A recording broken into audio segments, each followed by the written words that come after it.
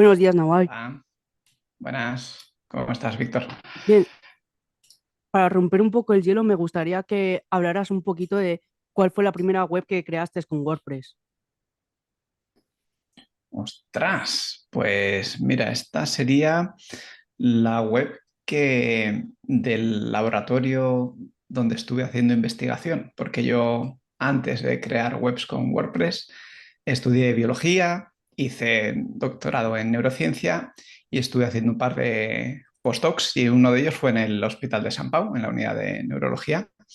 Y pues cuando llevaba un tiempo ya reconvirtiéndome, surgió la posibilidad de que hiciera la web allí y bueno, para ellos, y esa fue la primera web que hice. Así que bueno, fue curioso volver bueno, a trabajar con gente de investigación, pero en este caso creándoles la web en lugar de ser un investigador. Sí. Mm.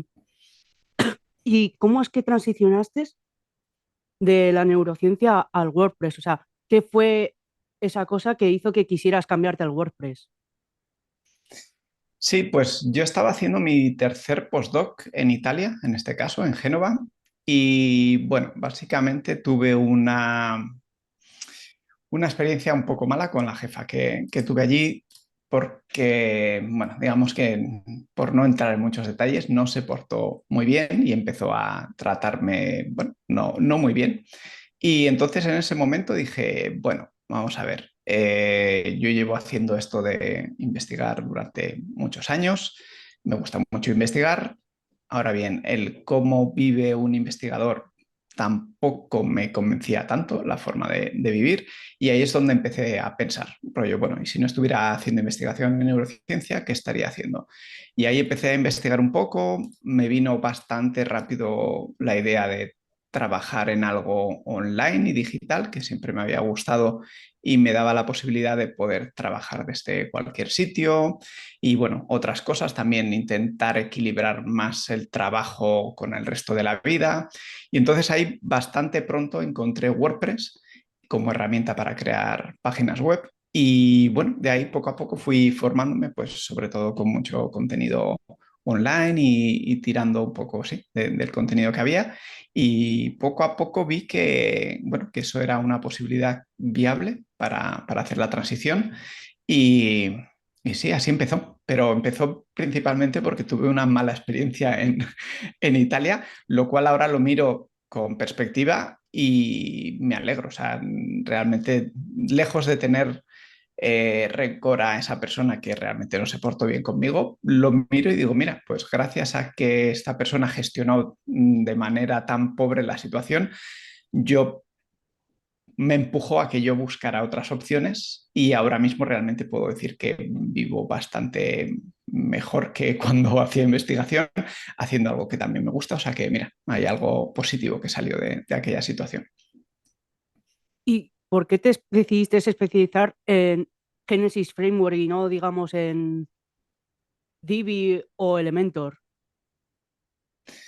Sí, claro, cuando estaba empezando en WordPress, piensa que WordPress es una herramienta que es utilizada en más de un tercio de las webs que hay hoy en día, ¿vale? O sea, digamos que es una herramienta que lo utiliza un montón de gente, por lo tanto hay un montón de gente que ofrece servicios de WordPress y la parte de especializarse puede ser interesante a la hora de que alguien que quiere crear algo con WordPress diga, bueno, este sabe de WordPress, pero también sabe de esto. En aquel entonces de Genesis Framework, estamos hablando de 2000, ponle 2017, 18, en el que yo empezaba ya a trabajar con más clientes y demás y me empecé a especializar en Genesis Framework básicamente porque era una herramienta que estaba, a mi juicio, muy bien pensada, era ligera, era una forma sencilla de ampliar temas con un poquito de código, pero no demasiado y era mucho más ligera que Divi. Elementor todavía no estaba, pero Divi estaba muy fuerte.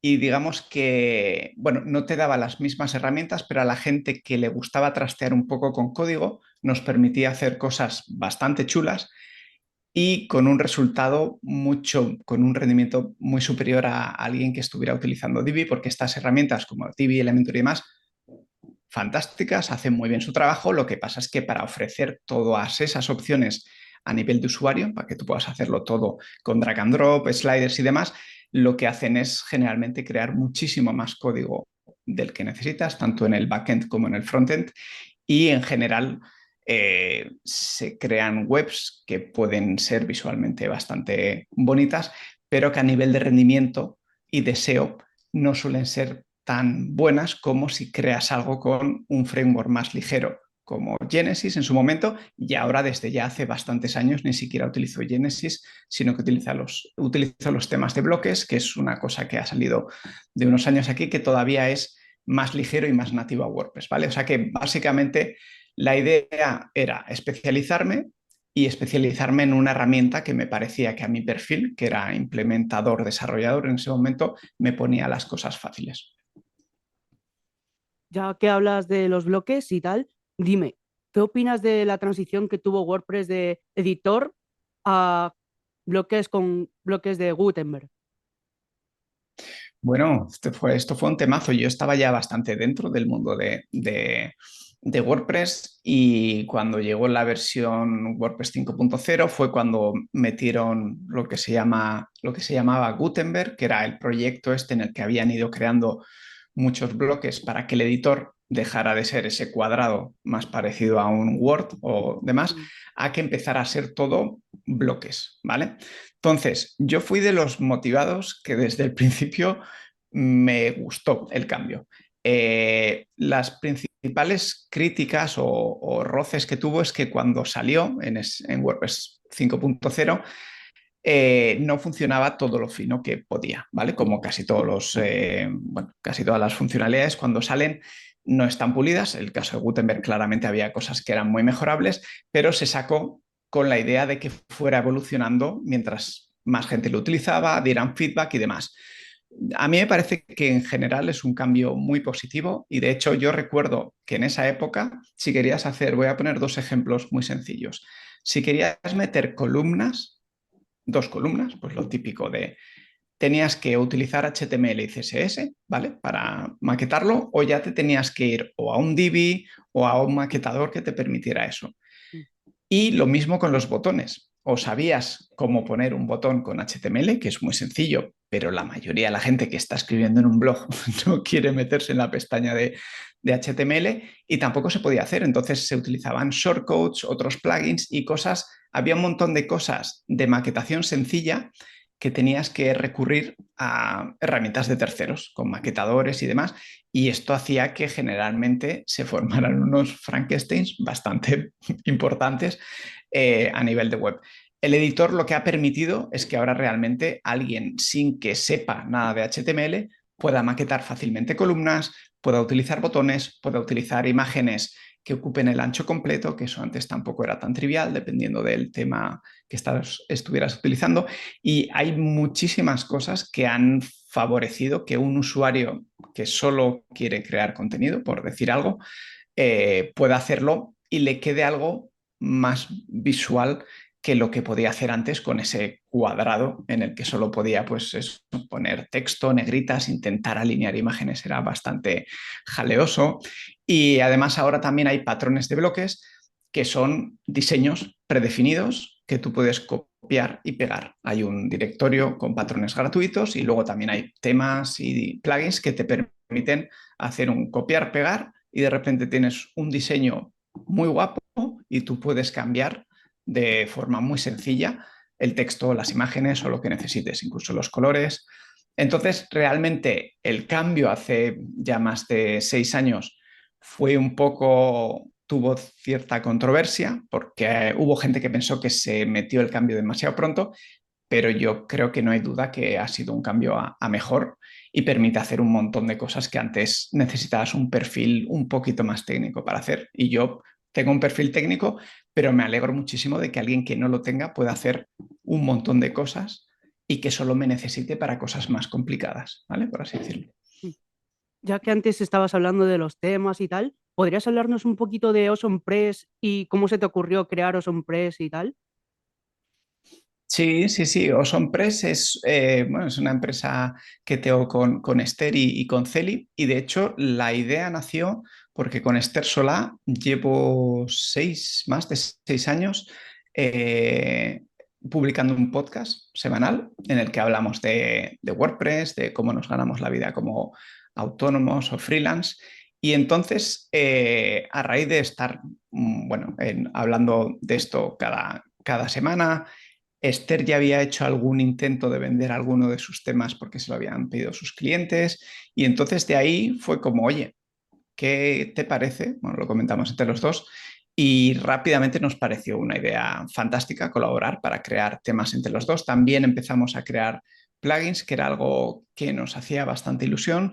Ahora mismo tenemos 9 plugins en el repositorio de WordPress, que son todos gratuitos, ¿no? Y de hecho ninguno tiene una parte de pago. O sea, esa parte de los plugins lo hacemos un poco más como uno, para aprender cómo hacerlos y cómo se gestiona todo lo de enviar un plugin al repositorio y demás.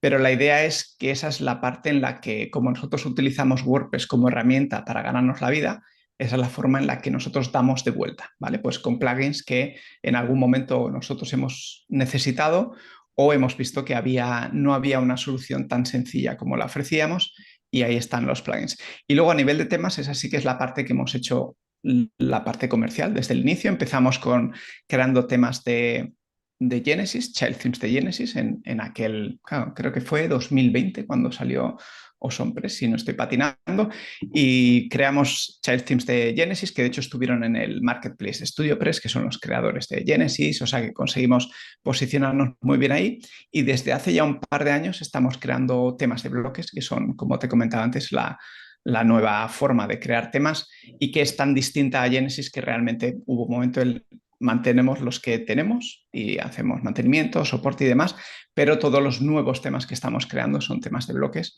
Y sí, la verdad es que estamos a tope y ha mejorado muchísimo lo que puedes hacer con temas de bloques porque cuando empezamos nos encontramos con algunas limitaciones, ¿no? Del editor del sitio, cómo crear algunas template parts o, bueno, cositas de estas técnicas que cada vez se ha ido puliendo más y la verdad es que ahora a nivel de creadores es más fácil crear temas de bloques y a nivel de usuario creo que los temas de bloques hacen bastante más fácil utilizar WordPress y tener un diseño sencillo bueno, sencillo, el que te viene con el tema de forma muy sencilla porque puedes acceder muy rápidamente a patrones o páginas enteras de diseños enteros y bueno, digamos que en ese sentido sí que creo que ha mejorado mucho la parte en cómo se puede utilizar WordPress. Y cuéntame también un poquito de tu plataforma de Génesis que creaste, si estás creando todavía, en sentido de que estás metiendo cada vez más cosas y contenido. Sí, Código Génesis nació, eso estoy seguro, en 2018. De hecho, nació como un proyecto conjunto con Joan Boluda, que, que lanzamos porque no había en ese momento ninguna plataforma en el que se compartieran códigos, snippets de código para modificar pues, temas de Génesis o cosas relacionadas. Durante los primeros años estuvo bastante focalizado en Genesis, pero en cuanto llegó Gutenberg, que ya fue 2018-2019, empecé a crear muchos tutoriales también para utilizar el editor de bloques. Y además se pueden hacer cosas bastante chulas, filtrando contenido de bloques. Bueno, de hecho, en los últimos 3 años prácticamente no han salido tutoriales de Genesis. He mantenido el nombre porque hacer un rebranding era un poco complejo, pero en la web sí que he intentado y en el podcast he intentado compartir que realmente lo que hay ahora son snippets de código de WordPress moderno, por así decirlo. O sea, WordPress que utiliza pues bloques y todo lo nuevo que ha venido, que además ha sido un montón en los últimos años. Desde que llegó Gutenberg han llegado un montón de tecnologías que, bueno, que además casi no hay contenido al respecto de cómo modificar bloques y cómo hacer cosas muy chulas sin tener que crear un bloque desde cero, ¿vale? Que eso conlleva un poco más de tiempo.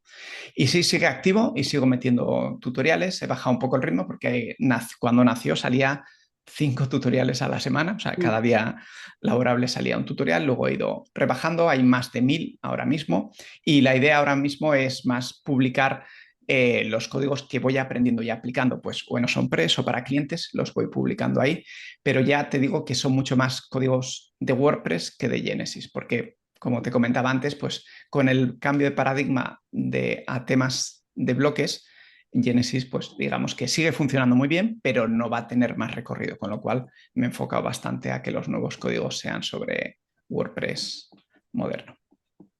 ¿Y qué opinas de la integración de la inteligencia artificial en WordPress actualmente y desde que lo metieron y el futuro de eso?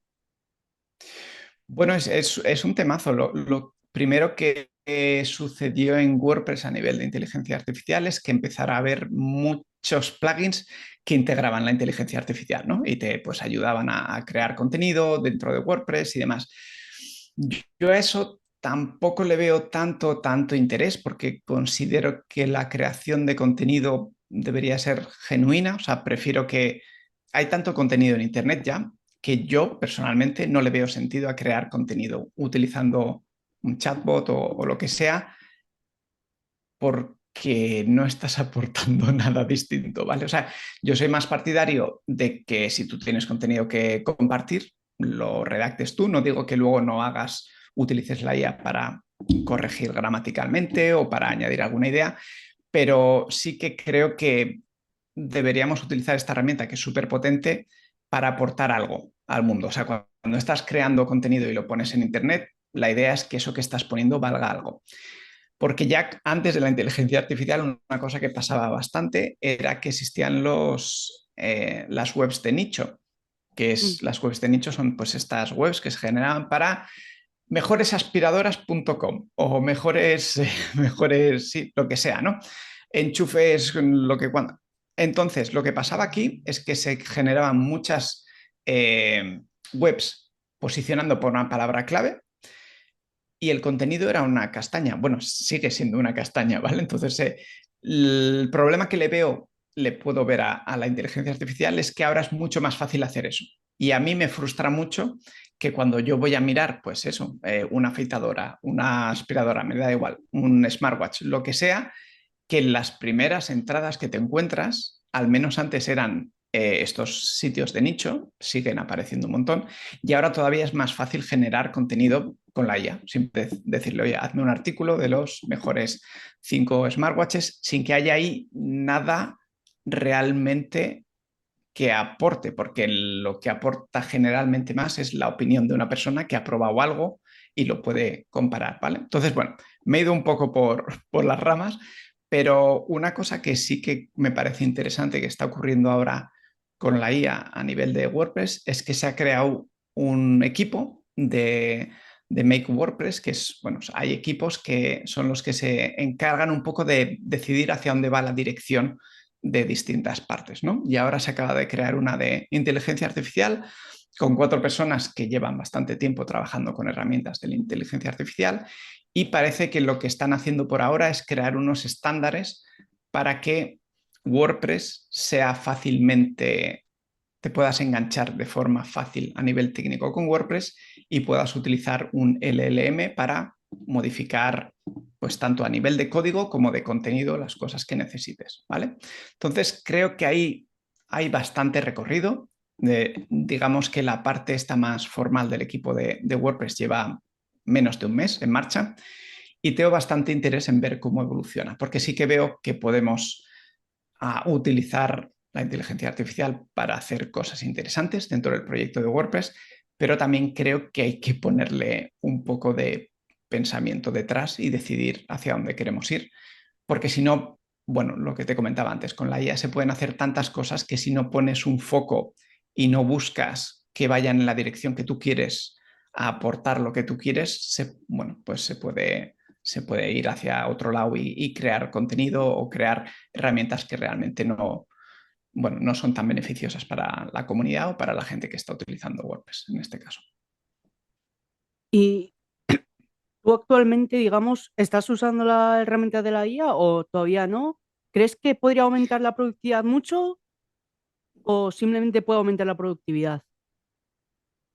Sí, sí, yo como gran parte del trabajo que hago es programación para, bueno, tanto para Osonpress como para clientes, sí que utilizo herramientas de inteligencia artificial. En mi caso, utilizo ahora mismo Cursor, que básicamente es como Visual Studio Code, pero que tiene acoplado varios modelos de inteligencia artificial. Yo generalmente suelo utilizar Cloud Y sí que lo utilizo para hacer cosas que más o menos sé cómo las quiero encarar. Es decir, muchas veces lo que hago es, le pongo un ejemplo de código similar a lo que quiero conseguir o le doy la documentación porque conozco bastante bien en WordPress bueno, cómo se modifican bloques, cómo se crean bloques o paneles de ajustes de plugins y demás.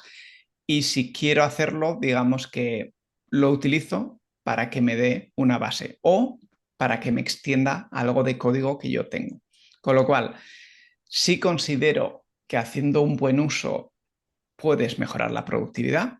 Y justo también ayer lo comentaba en el podcast de Freelander con Esther, que hay veces que te está ayudando, pero llega un momento en el que la IA se atraganta y de repente te empieza a decir, pues ya tú le dices, oye, mira, este código veo que en esta línea esto no debería ser así, por esto y lo otro. Y te dice, sí, sí, tienes toda la razón, ya te he dado, este es el código modificado con todas las mejoras que tú querías. Y miras el código y es exactamente igual que el que tenías, ¿vale? Entonces, digamos que ahora mismo la IA no es una herramienta infalible y esto es importante tenerlo en cuenta. Y lo que yo también detecto es que si no sabes un poco de código o de lo que estás haciendo, es difícil detectar qué cosas no está haciendo del todo correcto, ¿vale? Entonces, por eso me parece que es una herramienta de productividad fantástica si sabes utilizarla, pero sigo sí, invitando a la gente a que no deje de aprender sobre, en este caso, WordPress o sobre PHP o sobre JavaScript, porque la IA te va a echar una mano, pero como no tengas un poco de sentido crítico y un poco de conocimiento sobre cómo debería de funcionar el código, puedes tener códigos subóptimos, por decirlo de forma así suave.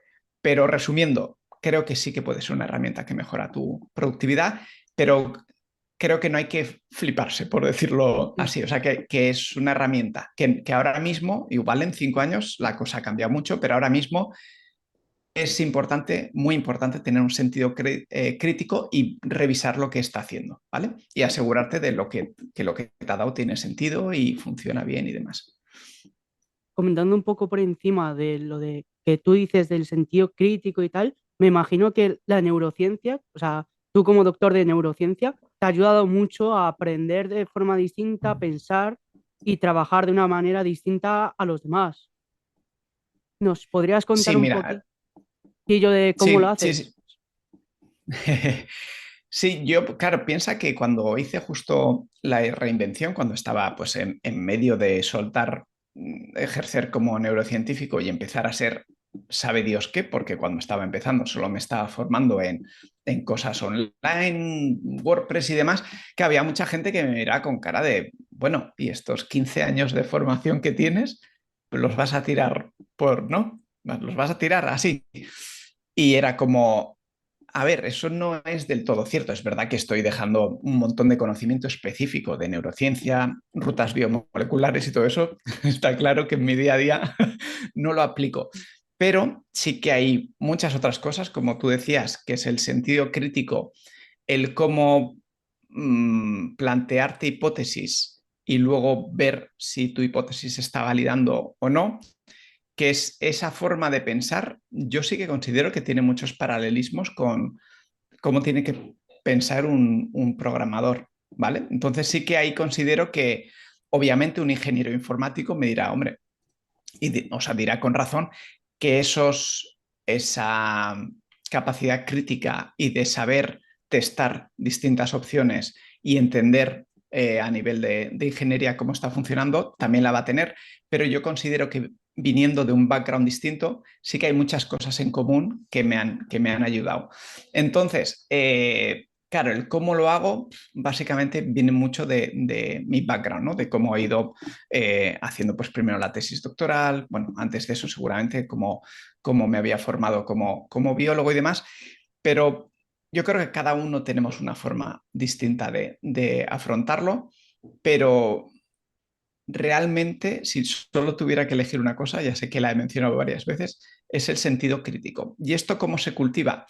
Se puede cultivar cada día, que cuando algo aparezca en tu vida, bien sea pues a nivel de un reto de código, bien sea una noticia, bien sea lo que sea, te plantees si realmente eso tiene sentido en el caso de una noticia o en el caso de una posible solución, te plantees si esa solución que estás pensando es la mejor o si merece la pena tirarte 5 o 10 minutos más pensando, vale, y si no utilizara esta solución y utilizara otra, sería más, bueno, sería mejor o más óptima o más sostenible o lo que sea.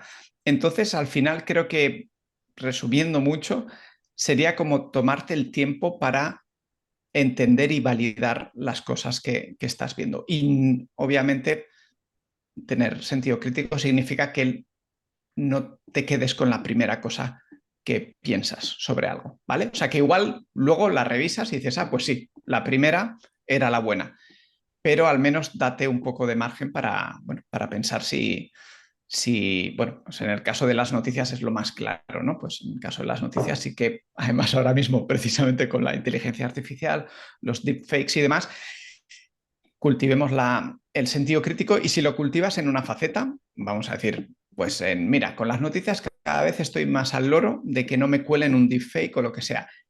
Eso te lo vas a llevar luego a cómo trabajas o si cuando trabajas aplicas sentido crítico va a trasladarse igual a otras facetas de tu vida. Con lo cual, digamos que como casi todo en esta vida, y te lo dice claro un reinventado, es a base de entrenarlo, ¿no? Y el sentido crítico creo que también se puede entrenar. Y digamos, por ejemplo, tú como neurocientífico, ¿qué consejo le podrías dar a una persona que esté reinventándose, aparte de ser tú también una persona que se reinventó, a cómo Uh -huh. aprender algo nuevo y adaptarlo a lo que ya sabe y no tener que desperdiciar todo lo que aprendió? Claro. A ver, aquí hay varias cosas, porque como la parte de la reinvención la hemos hecho muy rápido, una cosa que siempre me gusta hacer énfasis es que yo me reinventé y tuve tiempo para reinventarme, saqué, tenía un proyecto conjunto con mi pareja, que siguió trabajando en ciencia, ¿vale? Porque ella también estaba haciendo ciencia y entonces entre los dos decidimos que ella iba a seguir trabajando y mientras yo iba al paro y me formaba, teníamos esa base económica cubierta, ¿vale? Esto es algo importante porque si no, tampoco me gusta como que quede el concepto de nada, te reinventas, te tiras 2 años reinventándote, por decir un número, es como ya, ¿y de qué vives esos 2 años, no?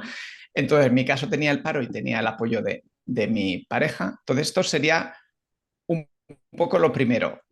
Reinventarse, fantástico, pero tener un plan. No hace falta que sea necesariamente tu pareja, pueden ser unos ahorros, puede ser que el paro que te dan sea suficiente para, ¿no? Para tirarte unos meses formándote.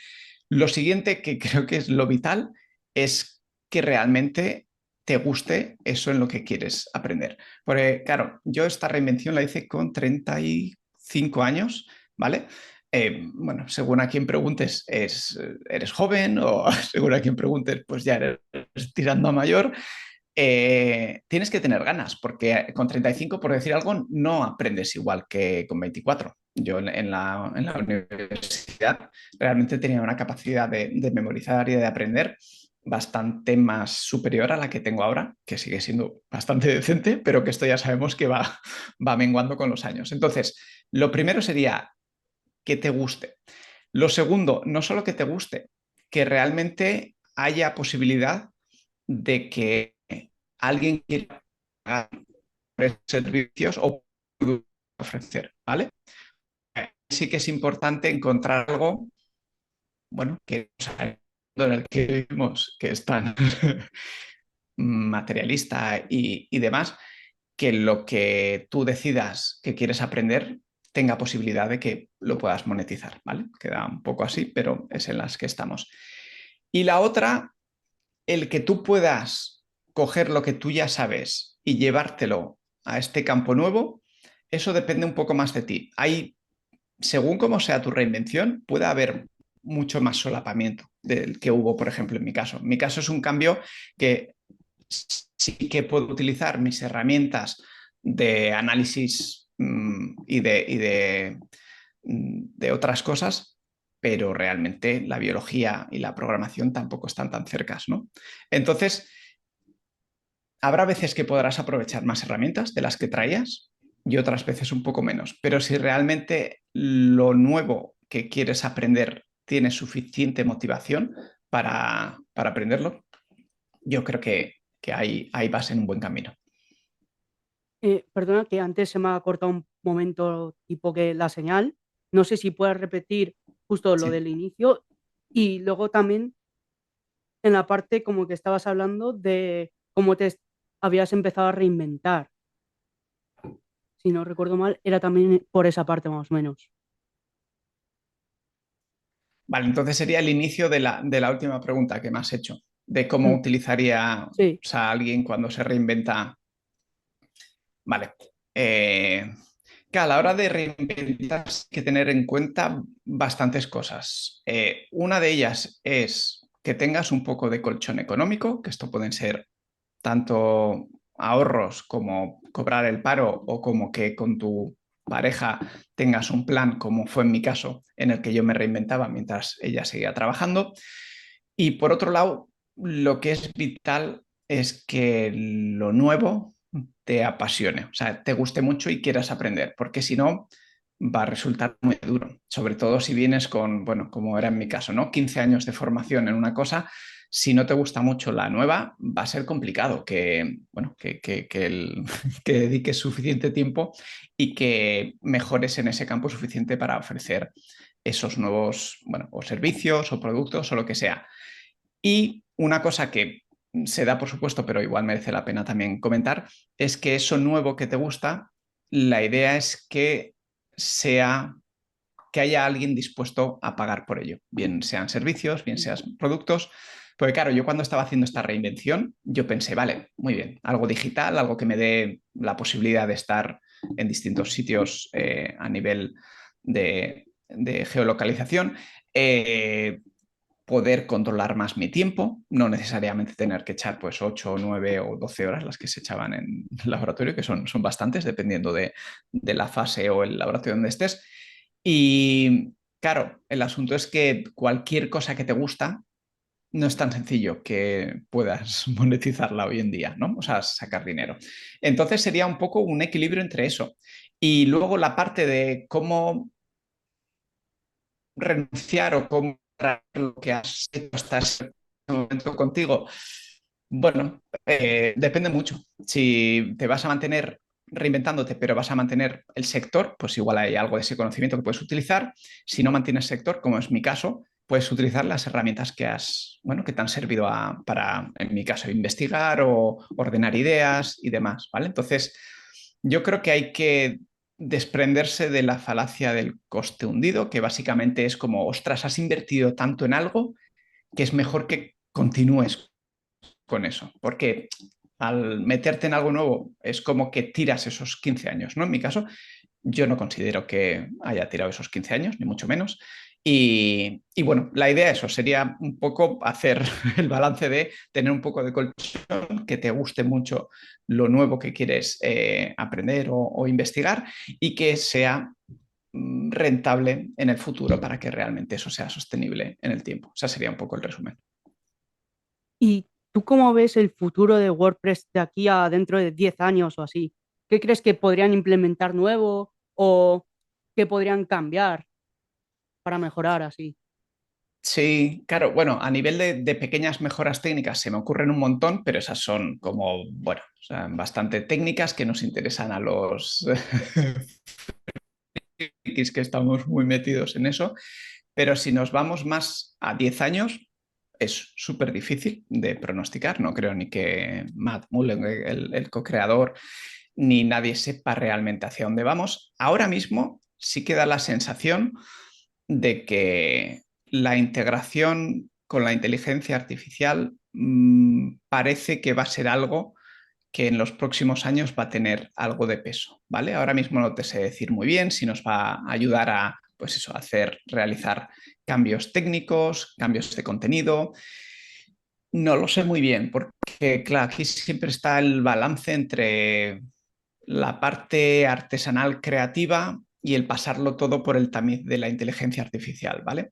Entonces, yo creo que si conseguimos hacer un equilibrio interesante entre ambas cosas, puede ser que en unos años WordPress sea un poco más sencillo de utilizar para la gente que no tiene conocimientos técnicos, ¿vale? Que este es el principal objetivo de WordPress desde que nació, que era democratizar la publicación, ¿vale? Entonces yo me imagino que de aquí a 10 años, esto que te he dicho, que mejoró mucho las cosas que puede hacer un usuario sin conocimientos técnicos con Gutenberg y los bloques y demás, eso todavía requiere cierto conocimiento de saber qué bloques hay, cómo meterlos, cómo modificarlos. Igual en 10 años esa parte, esa capa se ha abstraído un poco y de forma conversacional tú puedes decir, oye, ponme 2 columnas con una foto a un lado y tal y cual, y eso te lo muestra y luego tú ya sobre eso lo puedes modificar. Es algo que se me ocurre que podría suceder. Obviamente en 5 o 10 años pueden suceder cosas que yo ahora mismo no puedo prever, pero sí que me da la sensación de que va a haber algo con la integración de la IA que puede ayudar a que más gente lo utilice, pues como utiliza ahora herramientas de Wix, Squarespace, que todavía son un poco más user-friendly, ¿no? Entonces igual puede haber algo de eso y ganar un poco de terreno en ese sentido. Y últimamente te he visto muy metido también en el tema de sostenibilidad web.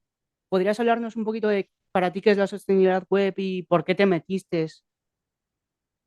Sí, sí, sí, me metí gracias a una charla que vi en un WordCamp Pontevedra 2019, en el que básicamente decía algo que es muy obvio, pero que no se me había ocurrido hasta ese momento, y es que Internet es la nube, ¿no? Como suena todo tan etéreo y tan, parece que no gasta, que no contamina, y de repente es como, no, no, estos son servidores que están consumiendo un montón de energía y muchas veces esa energía proviene de combustibles fósiles, con lo cual tiene un impacto medioambiental y de huella de carbono y demás.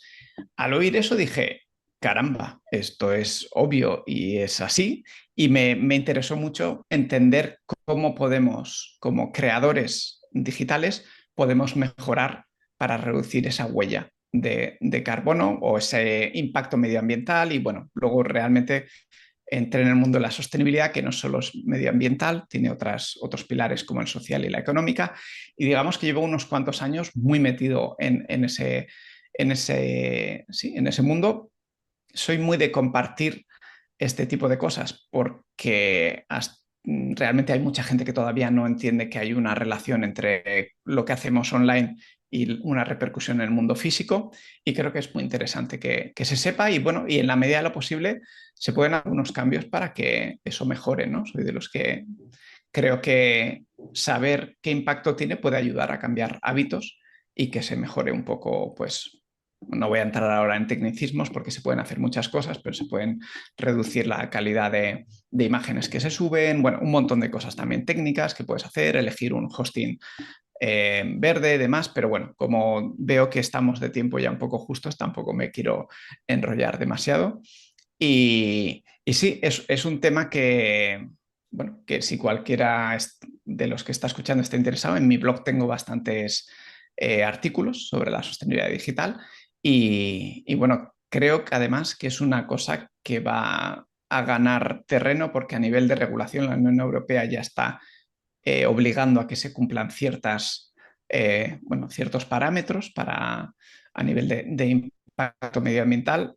Así que creo que es algo que con el tiempo bueno, se va a conocer más, se va a hablar más, y si creas webs y sabes hacerlo de forma más sostenible, creo que es también una ventaja competitiva. ¿Y cómo gestionas tu tiempo? Porque tú tienes que crear contenido base a podcast, blog y también por Génesis, código Génesis, también creas contenido en Awesome Press y luego ofreces servicios a tus clientes. ¿Cómo gestionas ese tiempo tú? Sí, hablando de tiempo, me dice Zoom.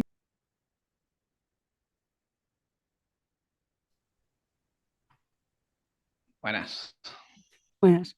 ¿Puedes seguir contándonos sobre la gestión del tiempo, porfa? Vale, pues sí, el tema de la gestión del tiempo es un temazo, sobre todo cuando tienes bastantes proyectos en marcha, ¿no? Como comentas. Claro, al final yo creo que lo más complicado de hacer es priorizar las tareas. Creo que esto nos pasa incluso aunque solo tengas dos proyectos. E incluso dentro de un proyecto, priorizar qué es lo que es importante, porque bueno, está la matriz de importante, urgente, que no voy a entrar ahí, pero eh, yo creo que con la experiencia que piensa que yo vengo de ser científico, que a priori te tienes que organizar, pues cuando haces un experimento, cuando, ¿no? Cuando termina, o sea, esa parte un poco sí que tenía un poco de músculo, pero cuando te haces freelance, de repente es como que tienes que hacer un montón de cosas, porque aparte de las que has comentado, tienes que hacer, bueno, la gestión de clientes, de captar nuevos clientes, la parte de gestoría de, bueno, económica, verdad que tengo asesores, pero hay una parte que tú sí que tienes que hacer cálculos de cómo va el negocio a nivel de esto. O sea, bueno, resumiendo, son muchas cosas. Una cosa que me ha funcionado relativamente bien, que de vez en cuando dejo de hacerla, pero retomo, son los días temáticos. Entonces, yo no es que dedique un día entero pues, a Awesome Press o a Código Génesis o a clientes, pero sí que divido bastante los días en dos, ¿vale? Mañana y tarde. Y entonces, por ejemplo, la mañana del lunes es Freelance Dev y mantenimientos web, ¿vale? Y luego a la tarde me pongo con clientes. Y al día siguiente, por ejemplo, le dedico todo un día pues o a Awesome Press o en su momento le dedicaba también más tiempo a Código Génesis. Entonces, es como intentar encontrar una forma de colocar una franja de tiempo de todos los proyectos y, pues, por ejemplo, cuando Código Génesis llevaba más tiempo, pues igual era un día completo, ahora es un poco menos de un día, o Sonpress antes era un poco menos de tiempo y ahora ya es un día y medio, o bueno, siempre tienes que ir variando porque cuando entran proyectos de clientes te suelen descolocar todo, pero sí, mi recomendación sería un poco que supieras qué tareas tienes que hacer para que el proyecto siga yendo bien, no, o sea, no solo urgentes, o sea, que sean importantes para que siga avanzando y que te dediques un tiempo, o sea, que tengas al menos un par de franjas de horas de decir, vale, viernes a la tarde me voy a poner con esto, o viernes a la tarde no hago nada, lo voy a hacer todo el viernes a la mañana. Y sí, básicamente hay gente que trabaja con, ¿cómo es? Calendar, sí, calendar blocking, ¿no? Bueno, o sea, básicamente se bloquea horas y tiene como subtareas dentro de ese calendario. Cada uno tiene que encontrar un poco su manera en la que funciona mejor. Y eso, mi recomendación sería no perder de vista cuáles son las tareas importantes, no solo las urgentes, y que a todos los proyectos que son importantes para ti le dediques mínimo un tiempo, o sea, que tengan una franja. Pues martes a la mañana me dedico a esto y ya con eso cada uno que haga un poco lo que le permite el calendario, también dependiendo de lo complicado que tenga la logística. Y sí, eso sería. ¿Podrías compartir con nosotros cómo se llama tu podcast y el blog, porfa? Sí, sí, sí, el podcast es Freelandev, es un ingenioso juego de palabras entre freelance y developer, o sea que es Freelandev. Te pasaré los enlaces por si quieres, el enlace por si quieres ponerlo. Y mi blog es nvadiola.com, ¿vale? Y sí, y luego Sonpress es también otro ingenioso juego de palabras en el que juega con la sonoridad de algo awesome, que sería en inglés escrito, y nosotros lo tenemos con O, o sea, como suena en castellano, es Awesome Press. Y sí, esos serían un poco los proyectos en los que estoy más activo ahora. Y sí, te pasaré los enlaces, que siempre también es más fácil de llegar si alguien está interesado. Mm. Y ya para cerrar con broche de oro, ¿podrías dar tres consejos, digamos, el primer consejo desde tu punto de vista como doctor en neurociencia para una persona con TDAH? ¿Qué le darías de consejo para que en el momento de aprender y trabajar? Bueno, esta es complicada, ¿eh? Y más que a un doctor en neurociencia, se la dejaría más a un psicólogo o psicóloga. Eh, no lo sé. Al final, creo que independientemente de si tienes si tienes más problemas o menos problemas para concentrarte. Creo que todo lo que sea hacer, como te comenté antes, yo soy muy fan de entrenar lo que quieres mejorar, ¿vale? Y creo que la capacidad de concentración es algo que se puede concentrar. Obviamente cada uno va a tener más rango o menos rango para poder hacer músculo en ese sentido. Pero sí que creo que hoy en día estamos tendiendo hacia un mundo en el que todo ocurre muy rápido, nos gusta consumir contenido muy rápido. Ahí está el claro ejemplo del éxito que ha tenido TikTok, tanto que luego YouTube ha ido con los YouTube Shorts, los Reels de Instagram. Es como que cada vez tenemos menos capacidad de concentración o de dedicar un poco de tiempo a las cosas. Entonces, mi recomendación sería, pero ya de hecho a todo el mundo, que intentemos cultivar esa capacidad de tener un poco más de paciencia y capacidad de concentración. O sea, que cuando notemos que nos estamos poniendo impacientes porque algo nos deja de interesar, detectemos ese pensamiento de decir, uy, se me está haciendo largo esto o lo que sea, y digas, vale, lo, ok, me parece bien, o me estoy aburriendo, o esto es muy largo, o lo que sea, pero que digas, vale, he oído el pensamiento, pero voy a quedarme un poquito más, porque seguro que no pasa nada grave y de esta manera cultivar que cada vez sea menos difícil estar concentrado en una única tarea, ¿vale? Esa sería, no sé si es una recomendación que tú o tus oyentes os puede servir, pero yo sí que considero que es, bueno, que si alguien entiende un poco por dónde voy o si me explica más o menos bien, creo que sí que hay una herramienta que se puede utilizar para que tengamos cada vez, bueno, que no perdamos esa capacidad de atención, porque ya te digo que puede haber personas, obviamente, con más déficit de atención, pero creo que en la mayoría de personas hoy en día está ocurriendo. O sea que esto sería una recomendación que hago a todo el mundo, rollo. Intentad ser un poco más pacientes y aunque notéis que estáis o incómodos o os estáis aburriendo o se os está haciendo algo largo, meter un poco de pausa y decir, bueno, puedo aguantar un poco más, ¿vale? Y luego ya cambias de tarea o lo que sea, pero si ganas un poco de tiempo en estar en esa situación, creo que es como que estás entrenando, ¿vale? No sé si me he explicado, pero Sí, espero que algo se pueda sacar.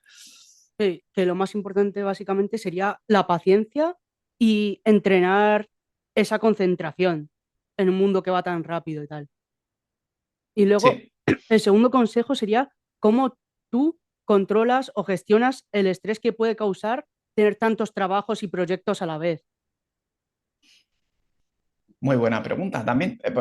En general, casi todo el mundo que está en el mundo del emprendimiento, bien sea a nivel de freelance o empresarios o tal, casi siempre es como que se da por supuesto que tiene que haber estrés asociado, ¿no? Porque, claro, quieres hacer muchas cosas, las quieres hacer bien, las quieres hacer rápido. Aquí la gestión de estrés creo que merece mucha atención por nuestra parte, ¿vale? Entonces, yo de hecho, pues cuando empecé, creo que a finales de 2019 así, estuve rozando el burnout, que significa que iba a tope y realmente el estrés era tan alto que, bueno, que estuve a punto de tener un poco de eso, de burnout o quemada. A partir de ese momento, lo que he hecho es dedicarme más tiempo a mí mismo durante el día, ¿vale?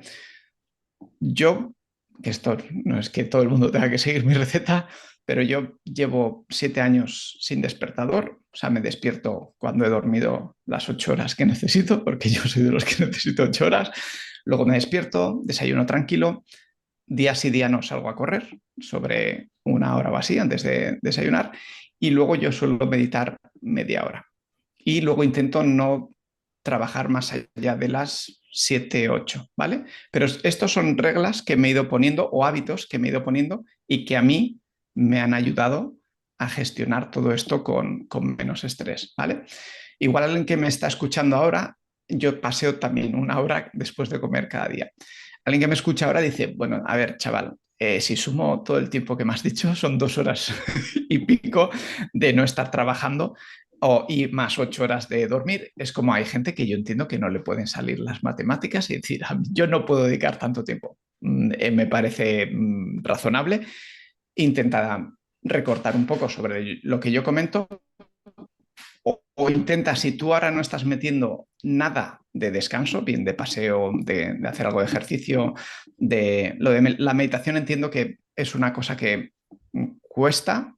De hecho, a mí, que llevo varios años haciéndolo, me sigue costando, pero reconozco que veo que me sienta muy bien y además hay respaldo científico muy potente de que realmente ayuda a bajar los niveles de estrés.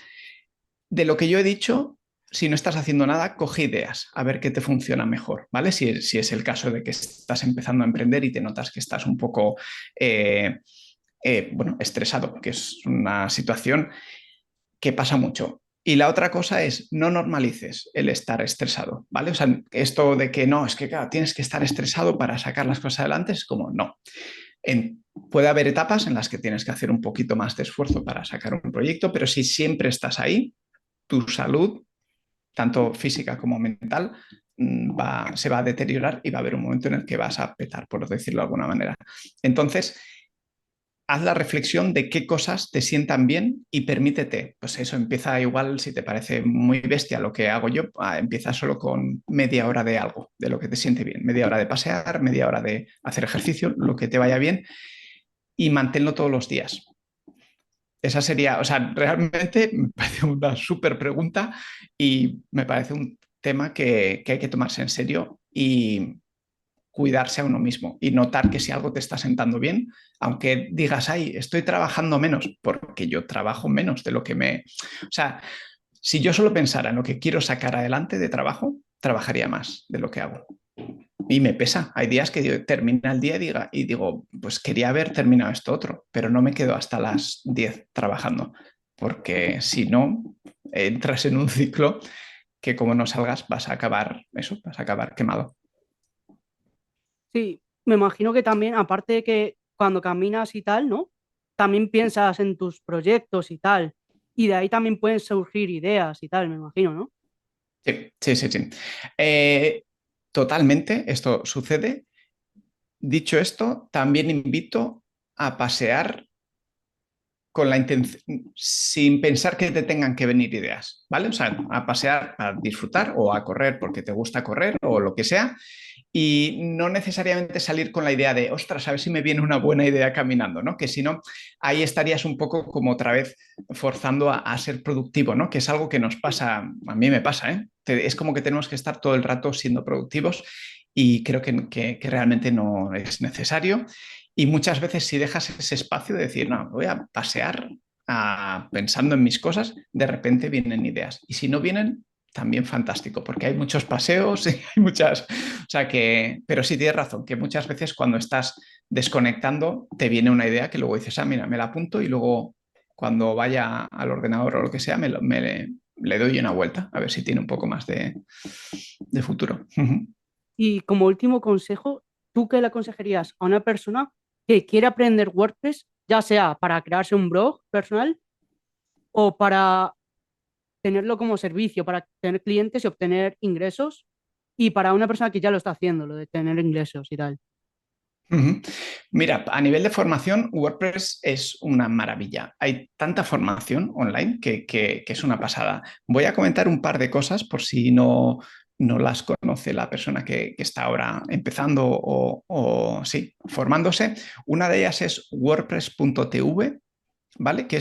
Nosotros hacemos la broma de que es el YouTube de WordPress, ¿vale? Básicamente están la gran mayoría de charlas que se han dado sobre WordPress en WordCamps, Meetups y demás, que son reuniones en las que se hablan. Entonces, tú vas ahí, vas a tener charlas en castellano, en inglés y en otros idiomas. Puedes buscar por temática, por lo que sea, y ahí es totalmente gratuito, o sea que tienes ahí formación para rato.